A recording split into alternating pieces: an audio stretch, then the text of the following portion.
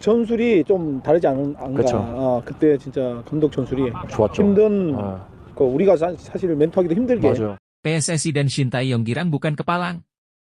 Pemain paling hebat dari Eropa ini terang-terangan ingin dinaturalisasi.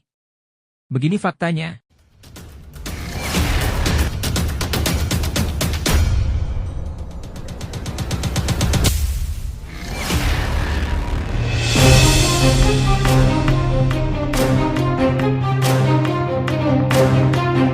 PSSI dan Shin Tae-yong girang bukan kepalang. Pemain paling hebat dari Eropa ini terang-terangan ingin dinaturalisasi. Niatnya sangat tulus untuk bantu timnas Indonesia lolos Piala Dunia 2026. Satu lagi calon naturalisasi, Damian van Dijk akui sudah berkomunikasi dengan utusan PSSI.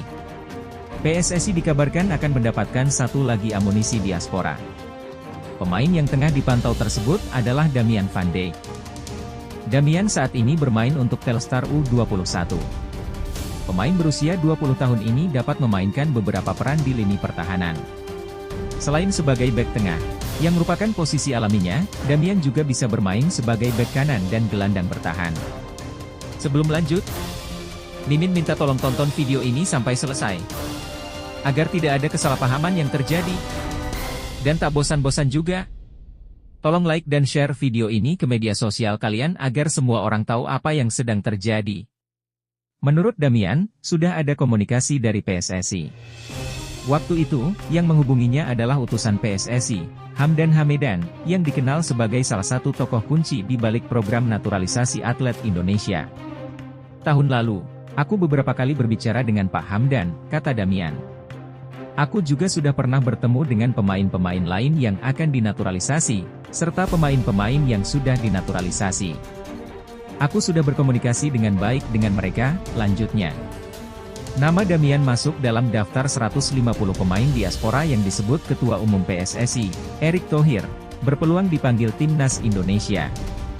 Namun, menurut Erick, dari 150 nama tersebut nantinya akan diseleksi untuk melihat mana yang benar-benar berkualitas dan dibutuhkan. Nah, sebelum lanjut mendengar berita ini, buat para netizen, keluarkan satu kalimat pamungkas untuk menanggapi kabar ini. Menurut kalian gimana teman-teman? Apakah timnas Indonesia masih perlu menaturalisasi pemain belakang? Atau justru PSSI harusnya mencari pemain depan? Mengingat lini serang timnas sangat tumpul. Terbukti, 2 pertandingan kemarin gol-gol timnas Indonesia bukan berasal dari striker. Ayo teman-teman, berikan komentar kalian di kolom komentar. Bravo timnas. Bravo ST. Bravo PSSI. Ayo Garuda. Buktikan bahwa level kita sudah dunia. Tiket Piala Dunia harga mati. Di sisi lain, jangan lupa juga satu kalimat khusus untuk Shin Tae-yong yang sedang berusaha keras memajukan sepak bola Indonesia. Silahkan tulis di kolom komentar. Ayo terbang tinggi Garuda. Mari kita lanjut teman-teman. Peluang Damian untuk dinaturalisasi saat ini cukup terbuka. Dengan tinggi 191 cm, ia bisa menggantikan posisi Elkan Bagot, yang belakangan ini tidak memperkuat timnas Indonesia. Menurut Damian, ia sangat terbuka dengan peluang membela Merah Putih. Ia merasa bisa membantu Indonesia bermain lebih baik ke depannya. Tentu aku terbuka. Aku pikir, Indonesia bisa membantuku menjadi pemain yang lebih baik. Aku juga berpikir bisa membantu permainan sepak bola Indonesia menjadi lebih baik, ujar Damian. Akan sangat bagus jika kita saling membantu, tambahnya. Damian mengungkapkan ada kendala dalam proses naturalisasinya. Menurut pemain yang memiliki ayah asal Bogor tersebut, sulit bagi pemandu bakat PSSI untuk melihat penampilannya saat ini. Menurutku, agak sulit untuk mengikuti perkembangan timku dari Indonesia, kata Damian. Selain itu, Hamdan sempat melihat langsung penampilannya beberapa waktu lalu. Namun, karena baru pulih dari cedera, penampilannya saat itu tidak optimal. Saat mereka, pemandu bakat PSSI, melihatku, aku baru bermain bola lagi dan baru berlatih 2 kali. Jadi, tidak banyak yang bisa kulakukan waktu itu, jelasnya. Setelah latihan ini, mereka juga langsung pergi. Jadi, aku tidak bisa bicara dengan mereka, tambah Damian. Damian mengaku akan tetap semangat meski tidak terpanggil untuk menjalani proses naturalisasi dalam waktu dekat. Ia menegaskan akan terus bekerja keras untuk menarik minat pemandu bakat dari PSSI. Aku harap mereka akan datang lagi dan melihat penampilanku dalam beberapa pertandingan. Aku yakin 100% mereka akan antusias dan akan memproses naturalisasiku, kata Damian. Kalau saat ini waktunya belum tepat, aku akan tetap bekerja keras dan berusaha menjadi versi terbaik. Pada suatu saat, pasti mereka akan melihatku, ia menandaskan. Lebih lanjut, Damian van Dijk terlihat memiliki kemampuan serba bisa di lini pertahanan, dengan kemampuan bermain sebagai bek tengah, bek kanan, dan gelandang bertahan. Dengan tinggi badan yang mencapai 191 cm, ia memiliki fisik yang ideal untuk memperkuat lini belakang timnas Indonesia. Damian menunjukkan antusiasme dan keterbukaan yang besar untuk bergabung dengan timnas Indonesia. Motivasi dan semangatnya untuk membantu meningkatkan kualitas sepak bola Indonesia merupakan sikap yang sangat positif. Meski ada kendala dalam proses naturalisasi, komitmennya untuk terus bekerja keras dan berusaha menarik perhatian pemandu bakat PSSI adalah hal yang patut diapresiasi. Kalian setuju gak teman-teman? Timnas Indonesia disarankan uji coba lawan tim selevel Irak sebelum tampil di putaran ketiga kualifikasi Piala Dunia 2026. Timnas Indonesia disarankan untuk menggelar uji coba melawan tim selevel Irak sebelum tampil di putaran ketiga kualifikasi Piala Dunia 2026 zona Asia. Saran ini disampaikan oleh pengamat sepak bola Indonesia, Muhammad Kusnaini. Nah, seperti biasa teman-teman. Sebelum lanjut mendengar berita kedua ini, buat para netizen, keluarkan satu kalimat pamungkas untuk menanggapi kabar ini. Silahkan tulis di kolom komentar. Mari kita lanjut teman-teman. Timnas Indonesia berhasil melaju ke putaran ketiga sekaligus meraih tiket otomatis ke Piala Asia 2027. Kepastian ini diperoleh setelah skuad Garuda mengalahkan Filipina 2-0 di matchday terakhir grup F. Hasil tersebut membuat mereka finish sebagai runner-up grup F dengan koleksi 10 poin.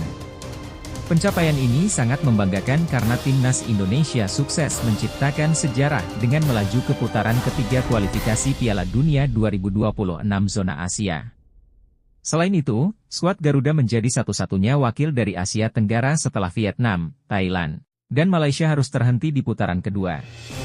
Kita patut bangga atas pencapaian timnas ke putaran ketiga kualifikasi Piala Dunia zona Asia. Meskipun kita pernah bermain di Piala Dunia sebagai Hindia Belanda, lolos sampai putaran ketiga di era sekarang ini sangat tidak mudah, kata pria yang akrab disapa Bungkus. Namun, Bungkus menyoroti catatan buruk timnas Indonesia yang selalu kalah saat bertemu Irak. Tim besutan Shin Tae-yong memang selalu menelan kekalahan dalam dua pertemuan di fase grup F. Pertemuan pertama mereka kalah 1-5, sementara pertemuan kedua kalah 0-2. Bungkus menyayangkan timnas Indonesia belum mampu mengatasi Irak. Menurutnya, tim berjuluk Singa Mesopotamia itu merupakan parameter kekuatan negara Asia yang akan dihadapi skuad Garuda di putaran ketiga kualifikasi Piala Dunia 2026. Lolos ke putaran ketiga artinya kita menyingkirkan beberapa negara lain di kawasan kita, seperti Vietnam dan Thailand. Tapi kita lolos tanpa mengalahkan Irak, padahal Irak adalah salah satu negara elit dalam sepak bola Asia, tuturnya. Artinya, kemampuan kita di level elit Asia belum terlalu kuat.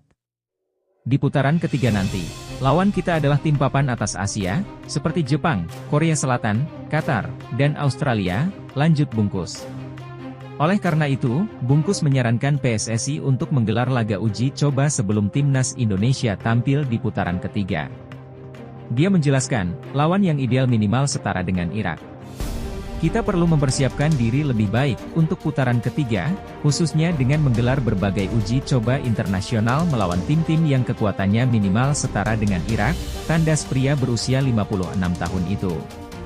Lebih lanjut, saran yang diberikan oleh Muhammad Kusnaini sangat masuk akal dan strategis. Mengingat tantangan besar yang akan dihadapi timnas Indonesia di putaran ketiga kualifikasi Piala Dunia 2026 zona Asia, uji coba melawan tim-tim selevel Irak akan memberikan banyak manfaat.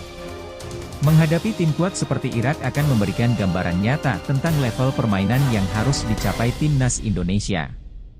Uji coba semacam ini akan membantu pemain memahami kekuatan dan kelemahan mereka, serta mengembangkan strategi yang lebih efektif. Pertandingan melawan tim-tim kuat juga akan membantu pemain belajar menghadapi tekanan dan ekspektasi tinggi, yang sangat diperlukan ketika menghadapi tim papan atas Asia seperti Jepang, Korea Selatan, atau Australia. Melalui uji coba ini, pelatih Shin Tae-yong dapat mengevaluasi kinerja tim secara menyeluruh. Ini akan memberikan kesempatan untuk memperbaiki kesalahan dan meningkatkan koordinasi antar pemain sebelum memasuki pertandingan yang lebih menantang. Mengatasi tim kuat di uji coba dapat meningkatkan kepercayaan diri para pemain. Mentalitas yang kuat dan percaya diri adalah kunci sukses di turnamen besar. Saran ini, jika dilaksanakan dengan baik, dapat membantu timnas Indonesia tidak hanya tampil lebih kompetitif di putaran ketiga kualifikasi Piala Dunia 2026, tetapi juga meningkatkan citra dan prestasi sepak bola Indonesia di kancah internasional. Melihat pencapaian luar biasa yang telah diraih timnas Indonesia dengan melaju ke putaran ketiga kualifikasi Piala Dunia 2026, kita semua patut berbangga. Ini adalah bukti nyata dari kerja keras, dedikasi, dan semangat juang yang tak pernah padam. Namun, perjalanan kita belum selesai. Tantangan yang lebih besar menanti di depan. Sekarang adalah waktunya untuk terus berlatih, memperkuat kerjasama tim, dan menghadapi setiap pertandingan dengan penuh keyakinan.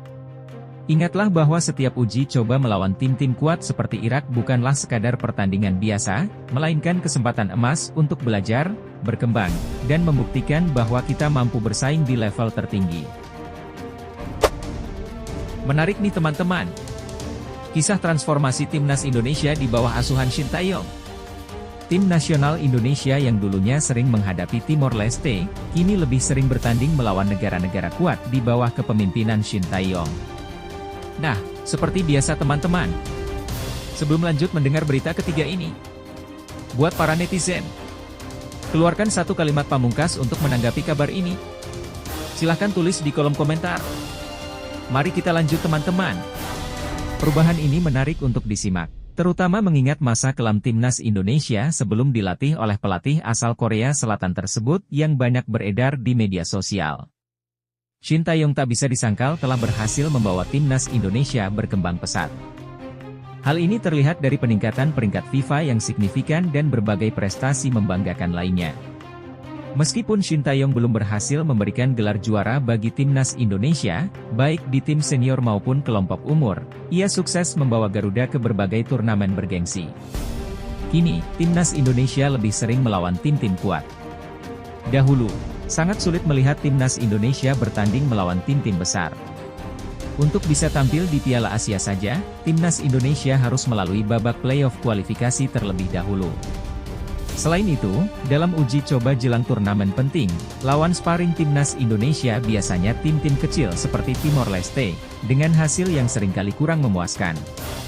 Timnas Indonesia bahkan pernah dipermalukan oleh rival mereka, Malaysia, di putaran kedua kualifikasi Piala Dunia 2022 pada 2019 lalu. Pada pertemuan pertama di Malaysia, Garuda tumbang 0-2, dan di kandang sendiri tetap kalah 2-3 dari Malaysia.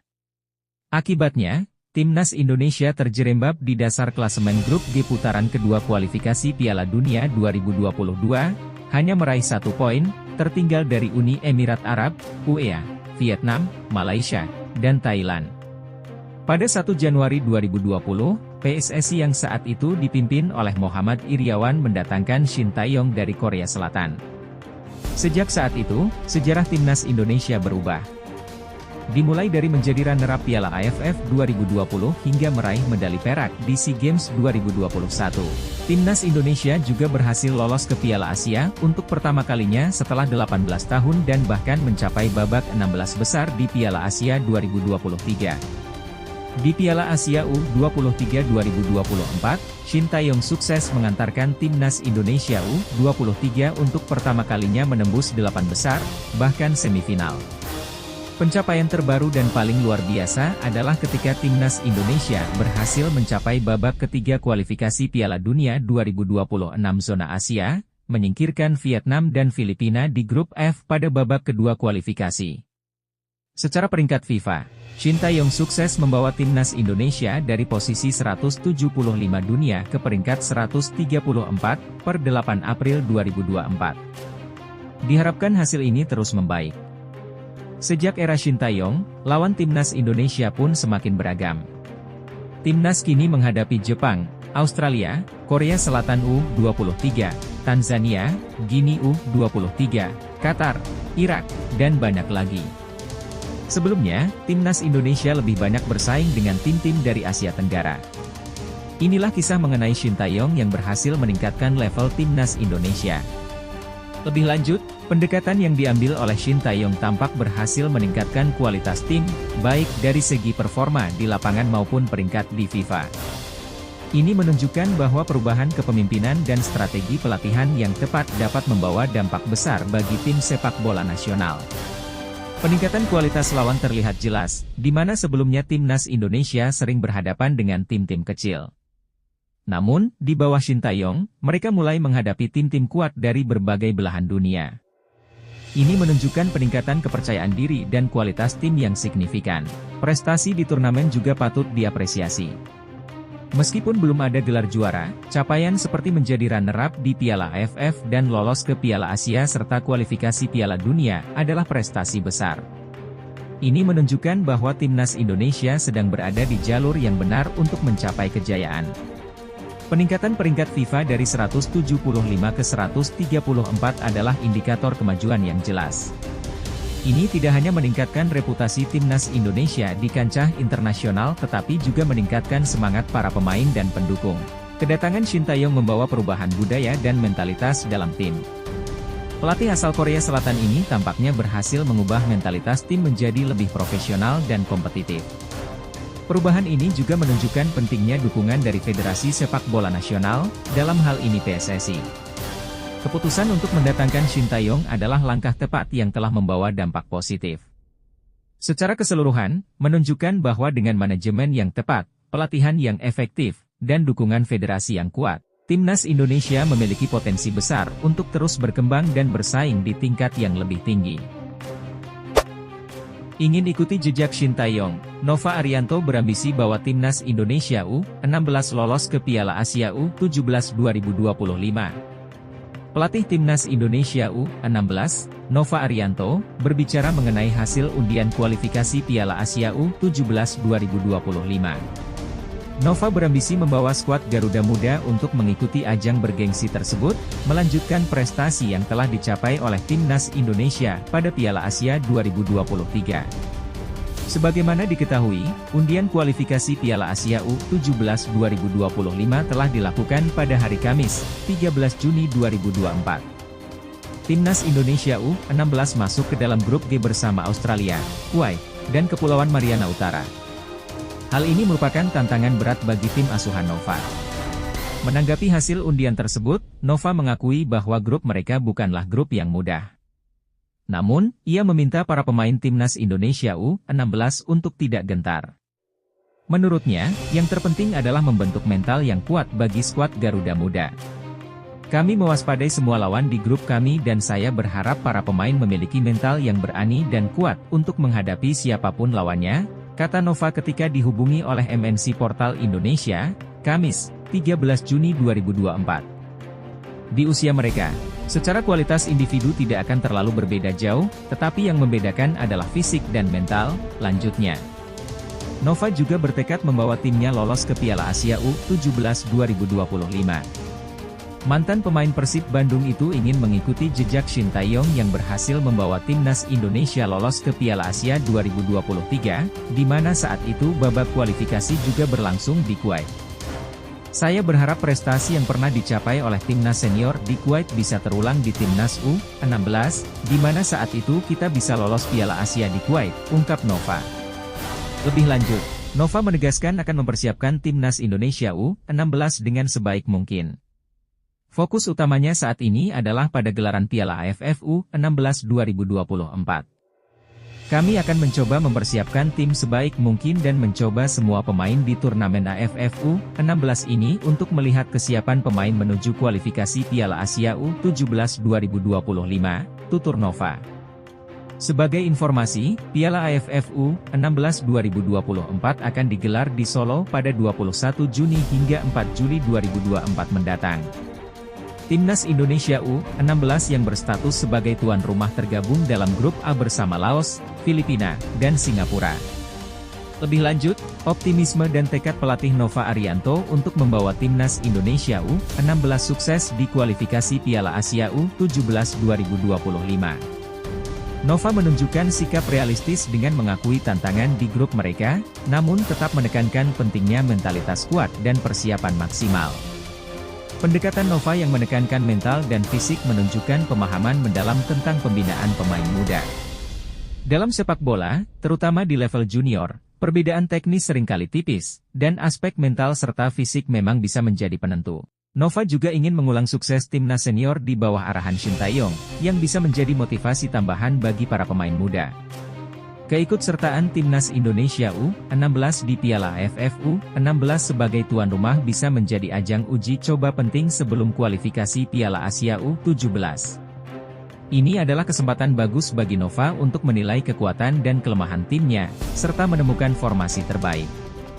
Secara keseluruhan, Nova Arianto tampaknya memiliki visi yang jelas dan rencana yang terstruktur untuk membawa Timnas Indonesia U16 mencapai prestasi yang diinginkan. Dukungan penuh dan kerja keras dari semua pihak terkait, termasuk pemain dan staf, akan menjadi kunci untuk mewujudkan ambisi ini. Bagi Timnas Indonesia U16, inilah saatnya untuk menunjukkan potensi sejati kalian. Kalian memiliki kesempatan untuk membuat sejarah dan membawa kebanggaan bagi bangsa. Ingatlah bahwa setiap tantangan adalah peluang untuk tumbuh dan belajar. Lawan yang tangguh bukanlah rintangan, melainkan batu loncatan menuju kesuksesan. Ketika kalian memasuki lapangan, ingatlah bahwa kalian tidak hanya bermain untuk diri sendiri, tetapi juga untuk semua orang yang percaya pada kalian. Kalian membawa semangat Garuda di dada, semangat yang tak pernah menyerah. Fokuslah pada persiapan dan teruslah bekerja keras. Bangun mental yang kuat dan tak tergoyahkan. Bersatu sebagai tim, saling mendukung, dan percayalah pada kemampuan kalian. Kualitas individu penting, tapi kekuatan tim yang solid akan membawa kalian melangkah lebih jauh. Tidak ada yang mustahil jika kalian memiliki tekad dan keinginan yang kuat. Ingat, setiap perjalanan panjang dimulai dengan langkah pertama. Buatlah setiap latihan dan setiap pertandingan menjadi kesempatan untuk memperbaiki diri. Majulah dengan penuh keyakinan, skuad Garuda Muda. Masa depan sepak bola Indonesia ada di tangan kalian.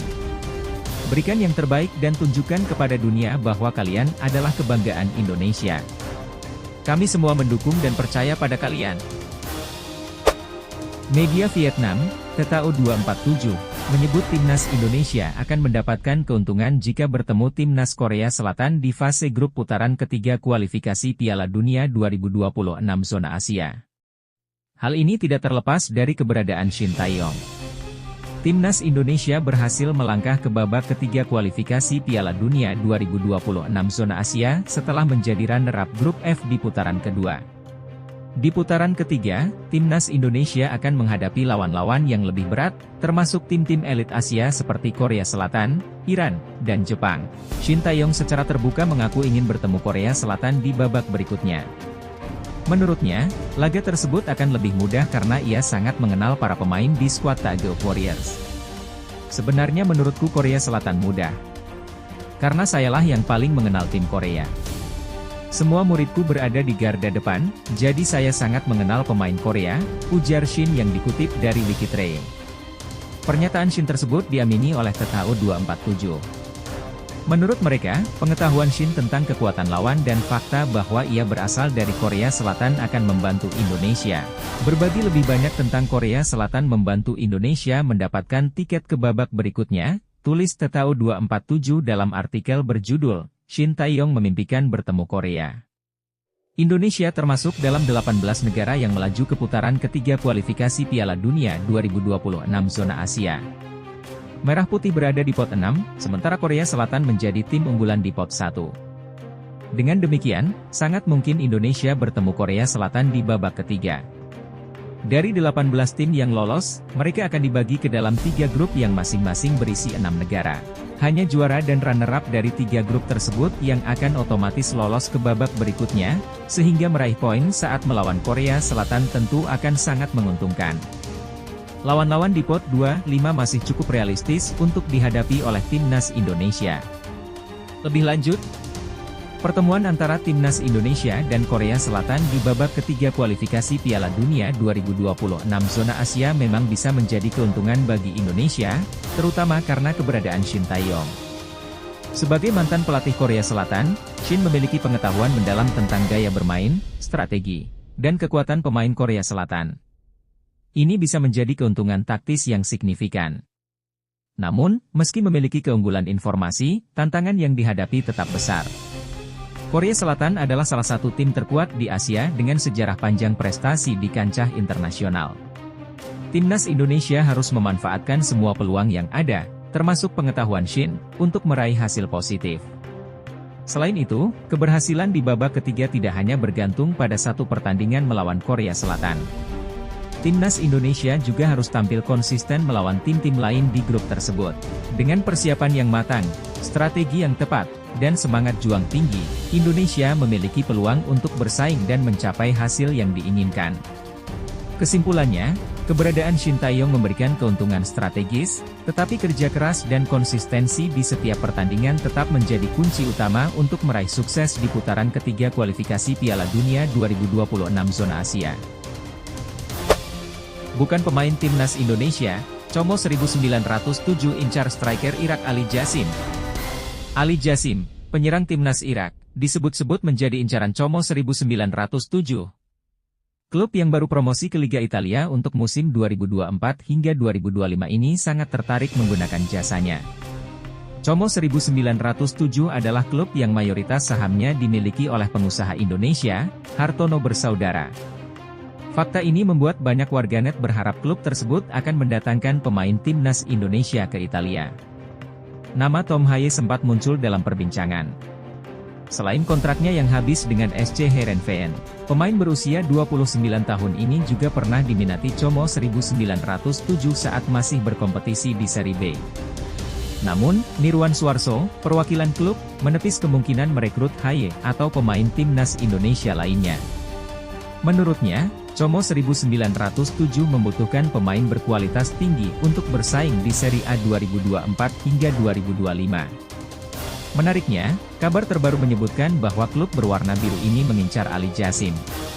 Pemain berusia 20 tahun tersebut dikatakan masuk radar Como 1907, seperti dilaporkan oleh Irak Football Podcast. Ali Jassim telah menerima tawaran dari tim Serie A yang baru promosi, Como 1907, demikian pernyataan akun Instagram Irak Football Podcast, dikutip Sabtu, 15 Juni 2024. Saat ini, Jassim berstatus pemain pinjaman di Al-Qwa Al-Jawiyah yang bermain di Liga Irak. Ia dipinjam pada Agustus 2023 dari Al-Karba'ah dengan kontrak selama 1 musim. Kebetulan, kontrak Jassim akan berakhir pada 30 Juni 2024, sehingga Como 1907 tidak perlu mengeluarkan biaya transfer untuk memboyong pemain setinggi 178 cm tersebut ke Italia. Kita tunggu apakah kabar ini benar atau tidak, mengingat Como 1907 hanya memiliki jatah 3 pemain non-Uni Eropa, non-EU, per musim. Lebih lanjut, ketertarikan Como 1907 pada Ali Jassim menunjukkan ambisi klub untuk memperkuat skuad mereka dalam persaingan di Serie A musim depan. Ali Jassim, dengan usianya yang masih muda dan potensinya yang besar, bisa menjadi tambahan yang berharga bagi tim. Tanpa biaya transfer karena kontraknya yang segera berakhir, langkah ini juga menunjukkan strategi pintar dari segi finansial. Namun, keputusan untuk tidak merekrut pemain Timnas Indonesia mungkin mengecewakan beberapa penggemar yang berharap melihat talenta lokal berkiprah di Eropa. Meski begitu, prioritas klub tampaknya adalah memastikan kualitas skuad yang mampu bersaing di level tertinggi sepak bola Italia. Pembatasan jumlah pemain non-Uni Eropa juga menjadi faktor penting. Dengan kuota yang terbatas, setiap perekrutan harus benar-benar diperhitungkan untuk memberikan kontribusi maksimal bagi tim. Secara keseluruhan, langkah ini menunjukkan keseimbangan antara ambisi dan realisme dalam upaya Como 1907 untuk berprestasi di Serie A. Keputusan ini juga menegaskan bahwa klub berfokus pada pencapaian jangka panjang daripada sekadar popularitas jangka pendek. Ali Jassim, kesempatan besar menanti di depanmu dengan ketertarikan dari Como 1907. Ini adalah momen untuk menunjukkan kemampuanmu di panggung yang lebih besar. Percayalah pada dirimu sendiri dan ingat bahwa kerja keras dan dedikasi tidak pernah mengkhianati hasil. Tetap fokus, berikan yang terbaik di setiap kesempatan, dan tunjukkan kepada dunia bahwa kamu layak berada di sana. Kesempatan ini adalah langkah besar menuju impianmu. Terus berjuang dan jadilah inspirasi bagi banyak orang.